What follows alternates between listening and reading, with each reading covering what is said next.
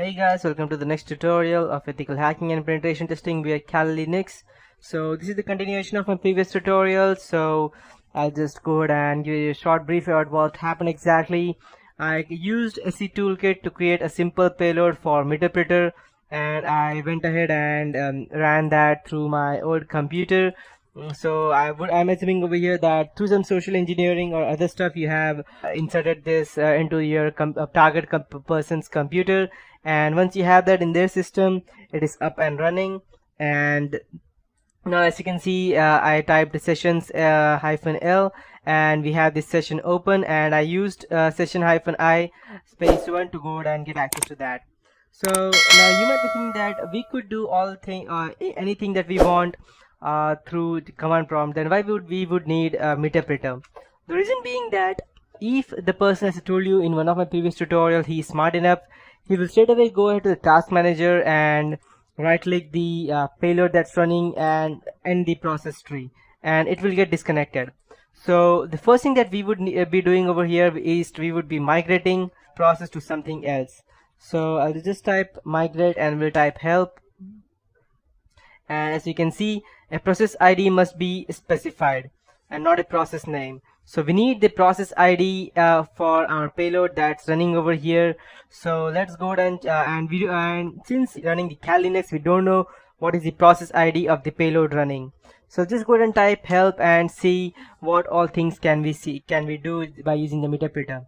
We can go ahead and manipulate the timestamp, which is quite an awesome feature of this one, so that the person, even if you have infiltrated some big organization and you have changed the time dates for each and everything, the forensic investigator will just be confused and he will not even be able to know what is actually happening over there. Then we have the hasdump database that will go ahead and dump all the contents of the security access manager. That is our simple computer. That means for the Windows, Windows has the SAM database, that security accounts manager or access manager, something that stores each and every password that you save in your computer. So hasdump will go ahead and spit out all the passwords that you have along with the username. Then we have get system that will go ahead and gain access to our local system. That is, we only have the administrator access as of now, but we will get the system access. That means we will be able to edit and modify the system files. Then if our computer has video webcam, then we can go ahead and gain a snapshot of that, and we can also go ahead and record our per targets, audio chat and video chat, anything that we want, and all of these things. Then we can go ahead and get a screenshot, or we can go ahead and use multiple desktops if we want. We can start keystroke login, key scan, and all of these things. But these are not things we are interested. I'm teaching you that later on. The most important thing that first is that we need to secure our access into that computer. We need to go ahead and make sure that the person does not go ahead and kill our process. So for that we would need to go ahead and migrate, and before we migrate we need to know which PID to migrate, which process to migrate to. So let's go ahead and check. It needs a process ID name that to be specified. So we will first go ahead and check the process ID. That means we need to first get the process ID for our payload that's running so that we could go ahead and migrate. So let's go ahead and check what's the command prompt for checking all the processes that's running. So let's check. Okay, search, upload, networking commands, git proxy, netstat, and ifconfig, ipconfig, port forward, route. Now we don't want any of these things. We just get PID, and yes, that's what we are looking for. So let's go ahead and check. Get PID 3880. That's the PID of our current session. Let's check what we get over here. And the payload, so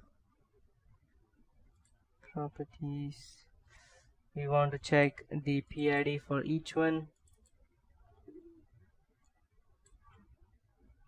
Let's go ahead and check. So we have all of these things. Get desktop, idle time, that's what we are interested in.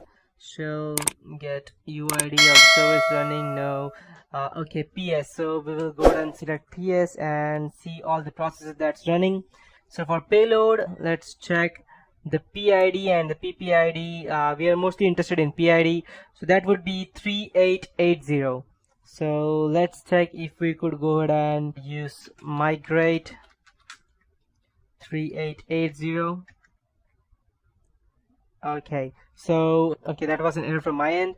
What I did, I needed to migrate to explorer.exe, that is 3268. So I'll type migrate and I'll type 3268 and I'll hit enter. Let's see if we are able to migrate to the explorer.exe. Perfect. So what I did over here is that I went ahead and transferred myself to the explorer.exe. So as you can see, we do not have any payload running over here. It's only the explorer.exe. And the reason because I merged the payload along with explorer.exe, and now the person, only if he goes ahead and tries to end the process of explorer.exe, only then he will be able to go ahead and create. And as you can see, even if he deletes the payload.exe, it doesn't matter to us because we still have our meterpreter running even after that, even after the person deleted the payload. The reason being that we have migrated our payload to explorer.exe and he cannot go ahead and throw us out anytime sooner. So now once we have migrated, we need to make sure that even if the person goes ahead and restarts his computer, we would still be able to go ahead and run our system. So there are two different ways for that. The first thing is that we go ahead and copy this payload to a startup folder over here and make it run every time.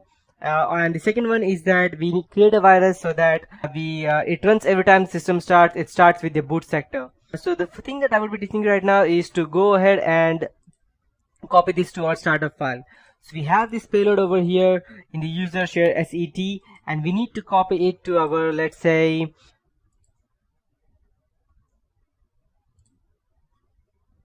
so it's under Microsoft roaming Windows, never mind, wherever it is. So I have the location of that. It doesn't mind where it is exactly.